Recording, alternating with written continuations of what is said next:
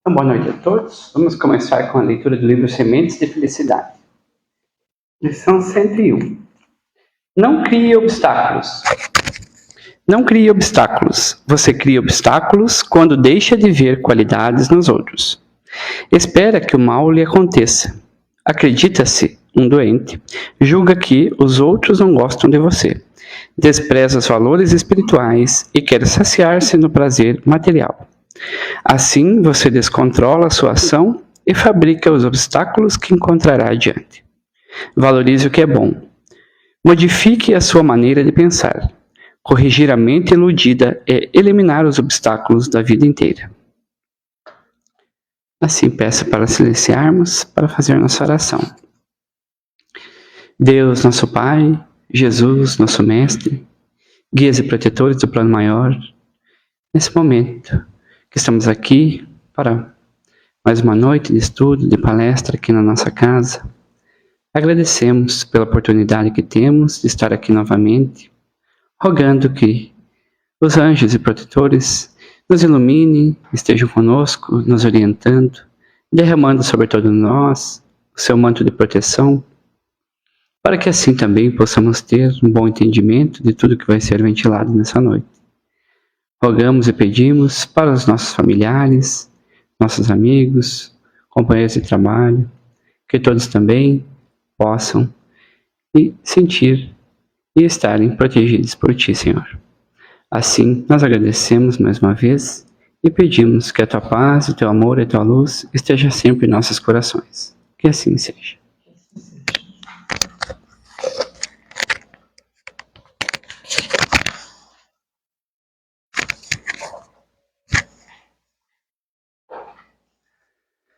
Para os nossos estudos nessa noite, nós nos inspiramos no livro Estudos Espíritas, que é uma obra da mentora Joana de Ângeles pela mediunidade de Divaldo Franco, na página 162, onde a mentora nos traz apontamentos acerca da moral e da ética.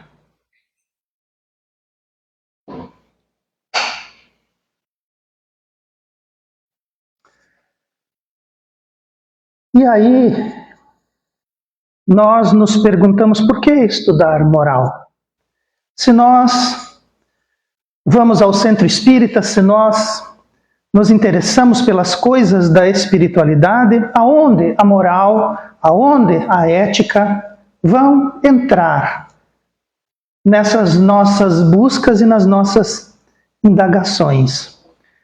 Segundo Joana de Ângeles, a moral consubstancia os princípios salutares do comportamento. Então ela traz de uma abstração e transforma em algo que nós podemos absorver, que nós podemos entender, vira em nós como que uma substância. Esses princípios salutares do comportamento. Quando a gente começa na doutrina espírita, nós entendemos acerca do comportamento, acerca das atitudes. E quando nós incorporamos princípios salutares, estamos melhorando nossos comportamentos, nossos pensamentos, nossas atitudes, nossos posicionamentos. Então, estudar moral e ética faz com que nós entendamos o mundo e a sociedade que nos cercam e dentro desse mundo, e agora num processo de transformação, num processo de sublimação, de melhora, nós temos mais subsídios, de modo a que possamos nos posicionar e entender melhor esse mundo que nos abriga, essa cultura e essa sociedade onde nós estamos representados. E mais, esses princípios salutares do comportamento que vão resultar no respeito ao próximo e no respeito a si mesmo. pois a moral aponta o conjunto de regras que constituem os bons costumes. Então, nós vamos nos dirigindo ao estudar a moral, ao compreender a ética, nós vamos transformando isso numa substância salutar ao nosso comportamento, e isso resulta no respeito ao próximo e a si mesmo. Eu acho que teve um tal de Jesus que falou nesse próximo e si mesmo, né? Ama o teu Deus, ama o teu próximo e ama a si mesmo. Entende o teu Deus, entende o teu próximo, entende a si mesmo. Então eu acho que tem alguma coisa a ver. Imagino que Joana de Ângeles colocou esse respeito ao próximo e a si mesmo aqui, tentando nos fazer lembrar de Jesus. Porque estudar moral e ética no centro espírita sempre deve ser referenciado ao mestre. Nós precisamos referenciar os nossos estudos, os nossos entendimentos, os nossos comportamentos ao exemplo do nosso Cristo. E esses bons costumes nós os vemos na sociedade. A sociedade sim tem bons costumes, mas também na sociedade existem costumes que não são bons.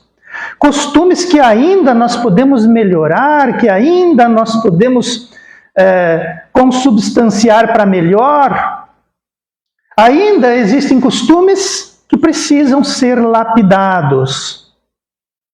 Então, nós precisamos ter uma noção do que é bom, para percebermos aquilo que ainda precisa ser melhorado e trabalhar nesses aspectos, em relação aos outros e em relação a nós mesmos.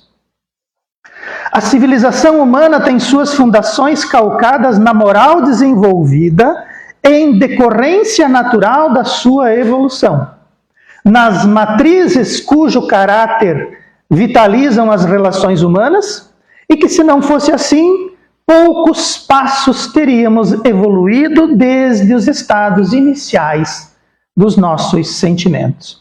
Então a civilização humana precisa de moral e precisa de ética. Porque a civilização, como um organismo coletivo, precisa de orientação, precisa de rumo. Para onde vamos? O que vamos escolher dentre os milhões de possibilidades, nós como civilização humana? E as nossas fundações, se nós voltarmos no tempo, se nós voltarmos nas reencarnações, nós vamos encontrar a civilização lá no seu início, buscando onde calcar as suas bases. E essas bases foram calcadas na ética e na moral daquela época.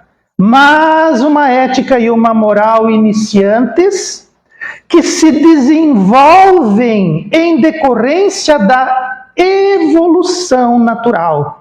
Nós estamos evoluindo. Se voltarmos às nossas reencarnações há 10, 20, 30, 40 anos atrás, vamos perceber que de lá para cá evoluímos. Colocamos dentro de nós uma moral. Essa moral está baseada numa ética coletiva. E essa moral e essa ética e nós mesmos e a nossa civilização gradativamente vão evoluindo. Então, essa evolução natural da moral e da ética está de acordo com a evolução das civilizações, a evolução das coletividades e a evolução individual. E eu tomei a liberdade de sublinhar: vitalizar as relações humanas. Nós não vamos para o umbral por conta das coisas, nós não vamos para o umbral por conta dos títulos, nós nos refugiamos no umbral quando saímos da Terra por conta das relações humanas que mantivemos com as outras pessoas. Ou nós as amamos tanto que, sabendo que estão em dificuldade evolutiva, vamos atrás para ajudá-las. Ou nós estamos tão revoltados, nós estamos tão atribulados com essas pessoas que não queremos a convivência com ela e nos refugiamos nos umbrais. Nós entramos nos umbrais por conta das relações humanas e saímos de lá pelo mesmo motivo. As coisas materiais, elas desaparecem, os títulos somem, as riquezas se evaporam, mas as relações humanas são indissolúveis. E a ética e a moral nos apontam, nos falam de relações humanas. Ética e moral é como nós nos relacionamos com os outros. Quando estudamos ética e moral e nos posicionamos o mais corretamente possível, porque ainda estamos aprendendo, ainda estamos evoluindo, quando nos colocamos o mais acertadamente, o mais corretamente nessas relações, nesses entendimentos, nesses confrontos, mas nós nos aproximamos daquilo que seria o ideal de estar encarnado, convivendo e se relacionando. Porque se nós observássemos lá no primeiro slide a nossa relação conosco mesmo e com o outro, apontada pelo Cristo diversas vezes, dito para ele que ali, nessa frase, reunia toda a Bíblia, todos os evangelhos, todas as leis, todas as orientações. O próximo e você mesmo. Próximo e você mesmo chama-se relações humanas. E o Cristo já nos apontava esse caminho. E se nós não observarmos essas relações humanas, se nós agora, nessa encarnação da transição planetária do ano 2026, se nós agora não observarmos essas relações, muito provavelmente nós estaremos fazendo para nós mesmos um conjunto de tribulações e de convivências que muito provavelmente vão nos trazer lições muito preciosas lá nos nossos exílios, lá nos nossos degredos. Porque essas relações humanas, como civilização, aqui fala em civilização humana, como civilização humana nos posiciona nos mundos evolutivos e no desenvolvimento desses mundos e dos seres. Em nossas fases agrárias iniciais, surgiram medidas ora restritivas, ora estimulantes das relações entre os indivíduos, resultando produtivos empreendimentos e proveitosas organizações nos interesses, saindo da observação pura e simples para a experiência transformadora. Então, nós podemos aprender através dos nossos erros e dos nossos acertos. Isso chama-se livre-arbítrio. Nós podemos testar, nós podemos ver, nós podemos sentir em nós mesmos e fazer o outro sentir. Essa observação pura e simples que Joana de Ângeles nos aponta, ela nos comprova, nós, na prática, lá nos nossos... e nós estivemos lá também, porque a reencarnação nos colocou lá também. Então, nessas nossas fases agrárias, nessas nossas civilizações iniciais, nesses nossos grupamentos iniciais, nós observávamos de modo puro e simples o que dava certo e o que não dava. Então, as civilizações, os grupamentos, eles também têm livre-arbítrio, como nós somos criaturas e as relações humanas são entre as criaturas. Então, entre as criaturas, nós observamos o que serve e o que não serve. O que é bom e o que não é bom.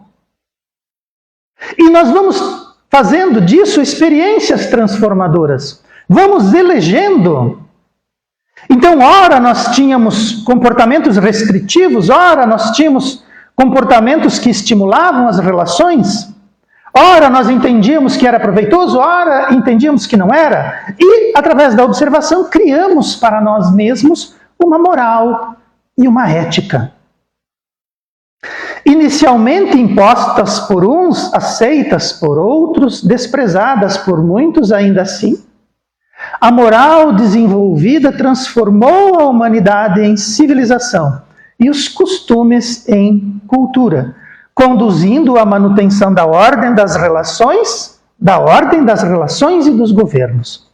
Então, lá no nosso passado evolutivo, lá nas nossas iniciativas sociais, às vezes adotávamos alguma coisa porque entendíamos que era importante, outras vezes impunhamos, e uns aceitavam, outros não, mas essa moral transformou aquilo que era uma humanidade, aquilo que era um grupamento selvagem numa civilização, e aqueles que eram costumes bárbaros começaram a ser trabalhados de modo que obtivéssemos em nossos grupos essa cultura que nos representa, ou não nos representa. E isso faz com que nós tenhamos essa manutenção da ordem das relações e dos governos. Transformamos essa moral e essa ética em leis. Às vezes essas leis eram necessárias, outras vezes elas não eram, porque as pessoas ainda estavam experimentando. E hoje nós ainda experimentamos, nós ainda estamos construindo uma civilização e nós ainda estamos melhorando a nossa cultura. Cultura geral, cultura dos seres. E estamos tentando estabelecer nas nossas famílias, nas nossas sociedades, nas nossas organizações, ordem, relacionamentos e governança. Qual o melhor caminho? Qual a melhor direção? E isso nós partimos de um pensamento íntimo e de um pensamento coletivo, de uma moral e de uma ética. A moral é dividida em teoria e prática. A teoria busca determinar aquilo que é supremo em mais alto grau. A prática, a segunda, se encarrega de expor os múltiplos deveres de todos os princípios da atividade prática da vida diária, que, se forem observadas, resultam no bem. Então nós temos uma moral e temos uma ética. A ética é a teoria. A ética diz para nós aquilo que é o ideal, determina aquilo que é o mais supremo. Então nós podemos imaginar uma sociedade utópica que está muito acima da nossa sociedade, da nossa civilização hoje. Nós podemos imaginá-la, nós podemos concebê-la, nós podemos traçar caminhos que nos conduzam até ela. Então nós temos uma ética e nós temos uma prática, nós temos a moral. Como que é no dia a dia? Então nós observamos aquilo que nós fazemos e dizemos assim, mas nós podemos melhorar. Quando a gente diz podemos melhorar, nós estamos criando algo que não existe. Estamos determinando para nós uma nova fronteira, um novo limite, um novo patamar, que pode ser alcançado. Então nós podemos ser melhores do que somos? Com toda certeza. Nós ainda praticamos guerra. Poderíamos abandonar isso? Deveríamos. Poderíamos imaginar, então, um planeta, uma sociedade planetária sem guerras? Poderíamos. É factível? É difícil? Muito. Mas nós estamos imaginando uma ética melhor do que a moral e a ética que temos hoje e colocamos aquilo como um ideal.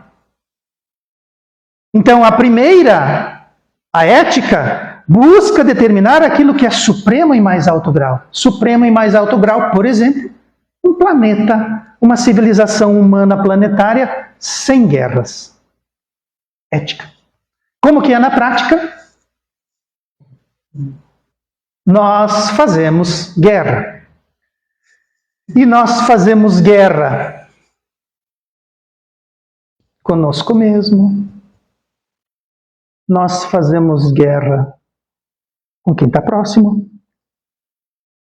Nós fazemos guerra com quem está ali. Nós temos guerra no planeta porque nós somos belicosos. Se nós desenvolvermos para nós uma ética de um planeta sem guerra, mas não aplicarmos essa ética em nós primeiro, não funciona no coletivo. Lembra lá no começo?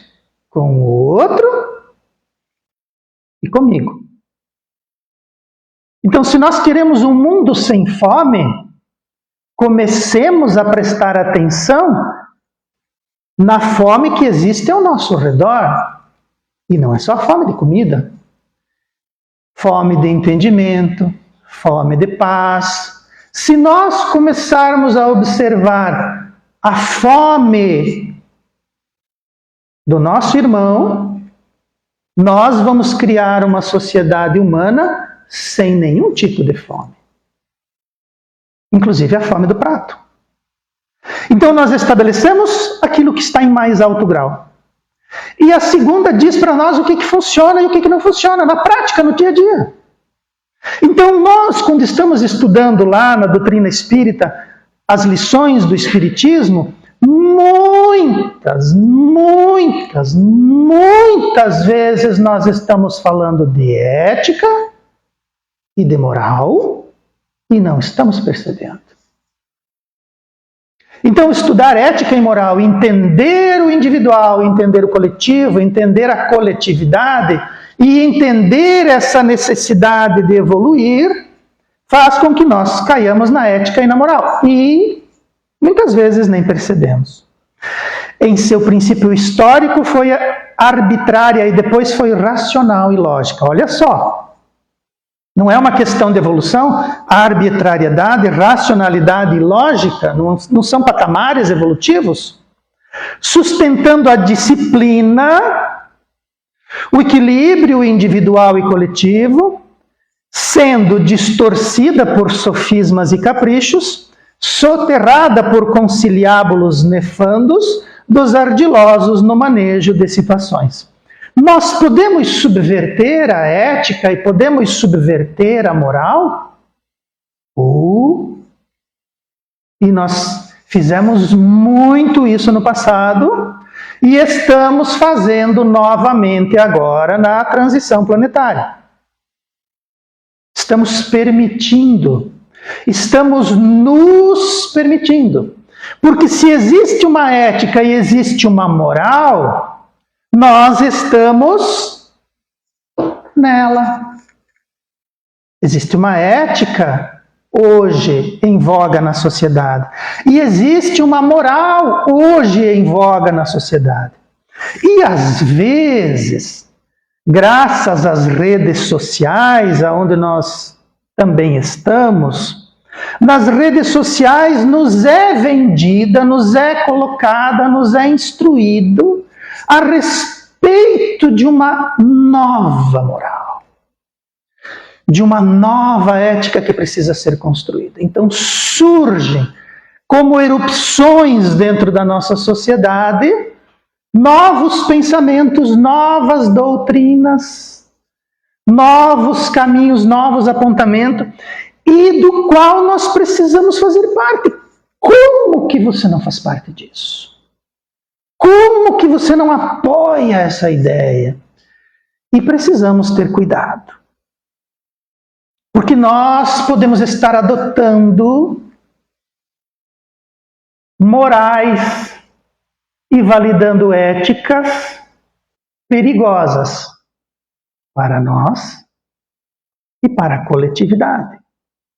Porque se nós validamos certas novidades, nós estamos permitindo que aquilo invada a nossa casa, a nossa vida, as nossas escolas, o nosso centro espírita, a nossa família. E nós vamos ver qual é o problema. Porque se tudo evolui, de tempos em tempos surgem coisas novas. Mas se nós não tivermos um horizonte, se nós dentro desse universo circular ao nosso redor, nós não tivermos aonde está o farol, aonde que está a luz, você olha em volta, cadê a luz? Cadê o norte? Cadê o zênite? Aonde? Se nós perdermos isso, daqui a pouco a gente está cavando no chão. A gente está indo para o buraco e pior, escavando esse buraco, entrando nele e escavando. Mas nós já temos um norte, nós temos uma orientação. E é isso que nós não podemos perder de vista. Porque o mundo pode estar desabando, mas eu estou indo para a luz. Se eu valido qualquer coisa, daqui a pouco, como Emmanuel fala, né, a gente está ali no chão. Esqueci o termo que ele usa agora. Não é chafurdando, é algo parecido. Então nós temos que prestar atenção. E eu fiz questão de sublimar ali o que Joana de Ângeles traz para nós. Sofismas e caprichos distorcidos. Precisamos percebê-los, porque senão nós vamos ver o que acontece. Mas a vida em sua resposta. Olha só, nós lançamos para a vida e a vida nos devolve uma resposta. Nós elevamos o nosso pensamento para Deus e Deus nos responde. Nós lançamos os nossos esforços para o trabalho nos responde. Sempre vamos ter respostas. E a resposta da vida acerca da ética e da moral nos fala o seguinte: nos fala da pequena duração do organismo humano, que colhe os que asfixiam o progresso, bem como nos lembra do repúdio e do desprezo da posterioridade àqueles que vilipendiam as leis do bem e da harmonia. Então vamos traduzir. A resposta da vida para aqueles que de repente pensam, e eu fico imaginando o que pensam, quando alguém ataca a família, ataca a sociedade, ataca os bons costumes, ataca a educação, ataca. E no discurso diz assim, porque temos que destruir o que está aí. Temos que soterrar, Quando você destrói, no final, o que você tem? Destruição. Se nós temos alguma coisa que não está boa, vamos consubstanciá-la. O termo lá no começo já diz, consubstanciá-la. Vamos mudá-la, vamos aperfeiçoá-la, vamos incorporar algo para que fique melhor. Vamos mudar a nossa moral em relação a isso. Vamos melhorar a nossa ética coletiva. Então, quando alguém destrói, simplesmente por destruir, ou lança ideias estapafúrdias porque deseja que as coisas andem mal, esquecem-se esses indivíduos que o organismo humano dura pouco. E esses indivíduos que asfixiam o progresso, depois lá na posterioridade, depois lá na frente, vão receber repúdio e desprezo das suas ideias. Então, aquilo que nós olhamos agora e percebemos que a moral coletiva valida, talvez seja bom. Talvez nós tenhamos que nos afastar e dizer, olha, aquela luz que eu sigo, que me aponta, é para cá, não é para cá. Aquela conduta que me diz assim, do bem coletivo, diz que está aqui, não que está aqui. E isso é ética. Ah, mas está todo mundo fazendo. E a mãe dizia, mas você não é todo mundo. Ah, mas todo mundo faz. Faz, mas está errado. Valida, mas está errado. Quer, mas está errado. Está errado, não é porque... Agora está todo mundo dizendo que está certo, mas eu sei que está errado. E dentro da nossa cabeça nós temos as leis divinas, dentro da nossa consciência nós temos as leis divinas todas escritas. Diante de uma coisa qualquer, de uma decisão qualquer, de um ponderamento qualquer, se você fizer uma oração, se você fizer uma introspecção, a resposta vem. A tua inspiração, você faz, tu escuta, tu sente, daí tu faz assim. Está errado. Continua errado. Mas é o galã da novela, está errado. Mas está errado. Continua errado mesmo que a gente crie sofismas e ideias e desculpas. Continua errado. Porque nós vamos ver aonde que nós vamos olhar. Que luz é essa? Que farol é esse? Que nos aponta a melhor moral e a melhor ética. Desviar as linhas da moral e da ética, conduzi-la de maneira negligente, confundir os valores com preconceitos e conveniências sociais, atacar o lar e a família, dissolvendo seus bons costumes, só faz corromper a sociedade e malograr a civilização em todos os tempos. Em todos os tempos. Em todos os tempos.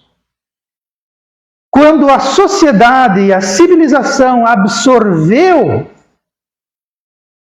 ideias que não eram morais e não eram éticas, em todos os tempos a sociedade e a civilização perdeu.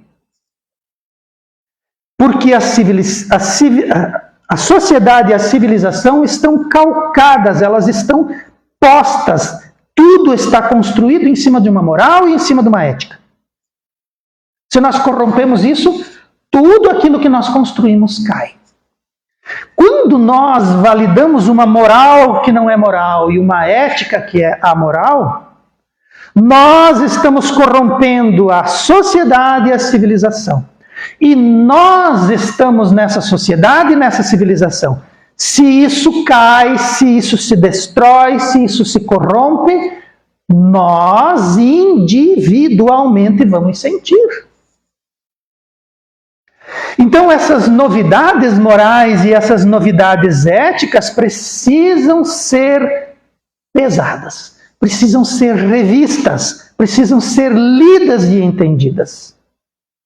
Porque se nós atacarmos aquilo que forma as bases da nossa sociedade e da nossa civilização, nós teremos problemas e esses problemas irão nos atingir.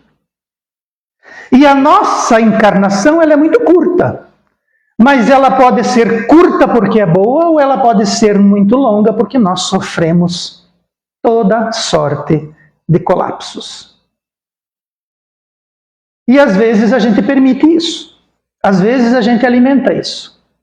E nós precisamos entender e ler o ambiente que nos cerca para que a gente faça movimentos melhores e a gente apoie e viva situações mais assertivas. Somos espíritos em evolução, portadores de corpos valorosos, escorados pela disciplina do instinto, pelo desdobramento da inteligência e pela necessidade de preservação da vida. Devemos orientação de espírito. Devemos nos impor a disciplina, devemos nos impor a lei e depois devemos nos impor a moral, que sempre vai nos conectar com o alto. O alto aqui é a espiritualidade superior, são os mentores. O alto aqui escrito com letra maiúscula representa para nós Deus na nossa acepção maior e mais profunda. Então nós começamos através da disciplina. Lá atrás, a disciplina moral, a moral disciplinada, a moral inspirada por uma disciplina foi o primeiro caminho. Isso se converte em leis, como nós as temos hoje. Mas depois nós temos um caminho que, uma vez sabido, uma vez entendido, não precisa nem mais estar escrito em lugar algum, porque a moral nos conduz. A moral nos conecta com o alto. Não é porque eu estou sozinho, ninguém está me vendo, que eu posso me lançar a certos aspectos que não são morais. Porque a moral é eu comigo mesmo. E se eu trabalho isso em mim, se eu faço isso em mim, obviamente que eu vou exercê-la e vou validá-la no outro. E nós, nos nossos comportamentos, teremos uma ética validada. Então, em nosso processo evolutivo, nós temos os nossos corpos. Precisamos valorizá-los. Nós temos a nossa inteligência, nós temos a disciplina do instinto, porque ainda somos regrados pelos instintos. Precisamos nos impor essa disciplina, precisamos entender as leis e precisamos trabalhar em nós e na coletividade essa moral necessária em todos. E qual é a luz? Qual é o norte? Qual é o zênite que Joana de Ângeles se refere? Ela fala de Jesus. Jesus é o mestre da moral perfeita. Nós, se pegássemos qualquer evangelho e acompanhássemos ali a trajetória onde fala de Jesus, quem de nós poderia pegar o evangelho e dentro do evangelho pescar os aspectos morais e dizer que Jesus, naquele ponto, talvez ninguém. Jesus é o mestre da moral perfeita. Não há dúvidas da moral e da ética do mestre. Então eu sigo, todos os cristãos seguem, deveríamos seguir, deveríamos validar o Cristo. Se eu sigo o Cristo, se eu observo o mestre, a moral do Cristo é a moral que eu vou aplicar em mim e é a moral que eu vou desejar e vou imprimir e vou estimular nos outros. Qual é a moral da sociedade? Qual é a ética da sociedade que eu quero? Do Cristo. A moral do mestre. Se nós, diante de qualquer circunstância da nossa vida, pesássemos numa balança aquilo que eu desejo fazer, aquilo que a moral e a ética vigente fazem e aquilo que o Cristo faria, nós não erraremos. Ou erraremos muito menos. Porque a gente não é perfeito. Nós temos os nossos limites. O Cristo perdoou. Ele deu exemplo. A moral e a ética do Cristo é o perdão. Mas eu vou falar por mim. A cada dia eu tenho que perdoar um pouco mais. A cada dia eu tenho que me lançar nessa moral, para desenvolver em mim mesmo essa ética do perdão do Cristo. Então, perdoar é a ética e a moral do Cristo. Mas é difícil.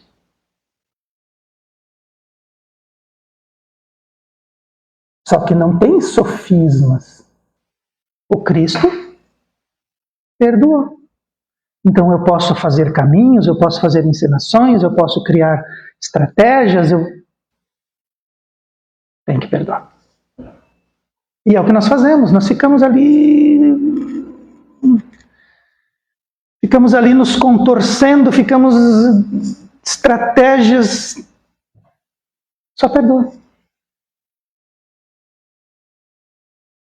Essa é a ética do Cristo. Então a ética dele, a moral do Cristo, ela é perfeita.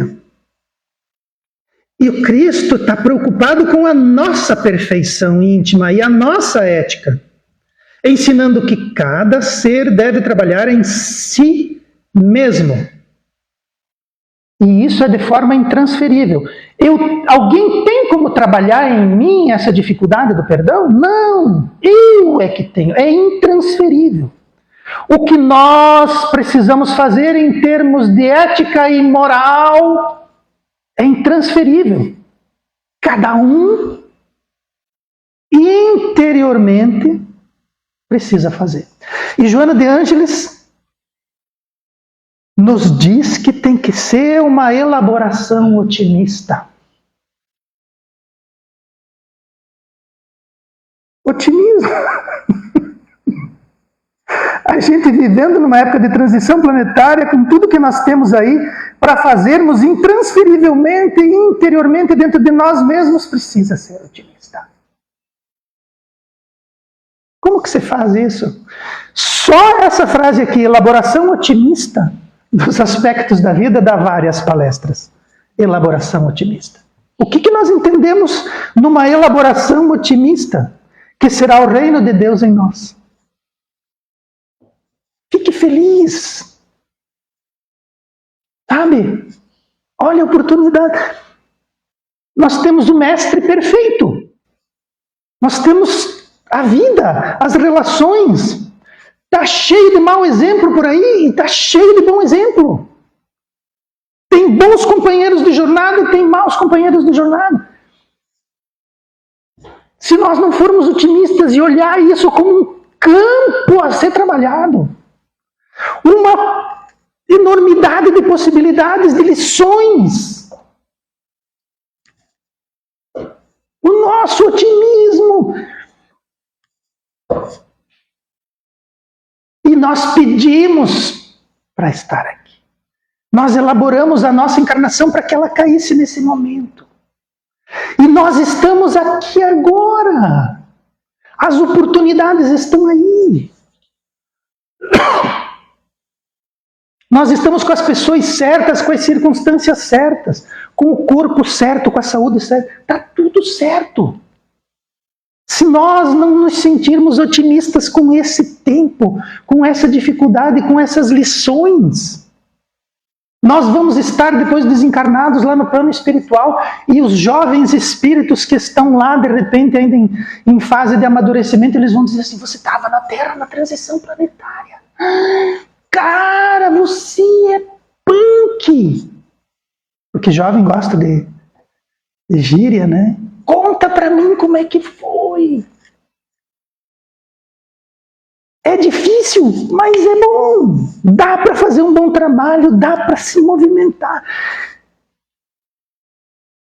Dá para usar o mestre. A ética e a moral do tempo do Cristo, nós já lemos aí, a gente já viu nos evangelhos como é que foi. Ele viveu aquela moral, ele viveu aquela ética, mas ele combateu, ele não se corrompeu. E ele plantou sementes do qual hoje nós colhemos frutos e falamos. Nós falamos hoje da moral e da ética do Cristo. Acabamos de falar agora. E se você olhar daqui, você vai dizer, meu Deus, mas ele sofreu. 3 dias depois ele estava lá na glória, cheio de luz. Ele passava, os anjos cantavam hosanas. Deus falava dele e dizia, esse é meu filho. Mas você, eu, nós, também somos filhos, porque ele disse que nós somos. Ele disse, vocês são meus irmãos e vocês fazem o que eu faço. Basta que vocês queiram. Basta que vocês desejem. Basta que vocês movimentem. Basta que vocês sejam otimistas. O Cristo foi otimista em relação àquele tempo. Ele viveu aquela moral, viveu aquela ética, não validou, mostrou a dele, se posicionou e plantou as sementes para uma moral e para uma ética que vale hoje para mim me direcionar. E os espíritos nos dizem que a moral é a regra do bem proceder, distinguindo o bem do mal, observando a lei de Deus, procedendo bem quando tudo fazemos pelo bem de todos, cumprindo diligentemente aquilo que sabemos ser o certo. O que é o certo? Jesus, eu não sei, me mostra. Pronto. O que é o bem? É o bem de Jesus, é o bem de Deus, é o bem de todos. Eu não lembro agora em qual passagem. O que é o bem? O bem é saúde, felicidade. Não, o que é o mal? O mal é saúde, felicidade, prosperidade só para mim. E o que é o bem? É saúde, prosperidade e felicidade para todo mundo. Abandonemos esse orgulho, abandonemos esse egoísmo. Façamos um esforço para entender o que Joana de Ângeles quer quando ela cita para nós em relação ao otimismo. O que devemos fazer cada vez que encontramos uma dificuldade? Busquemos o Mestre Jesus, busquemos a sua moral e a sua ética, que invariavelmente nós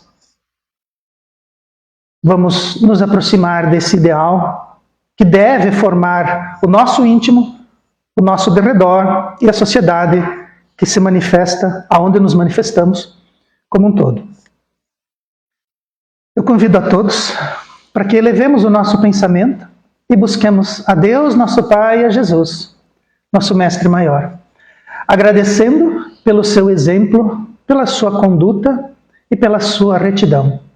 Que os seus trabalhadores, que ainda hoje nos conduzem e nos trazem essas energias infinitas do alto, que possamos nos conectar através da nossa oração, através da elevação do nosso espírito, nessas coisas do alto, que tanto sentido fazem para nós, quando nós as validamos no nosso coração e na nossa vida.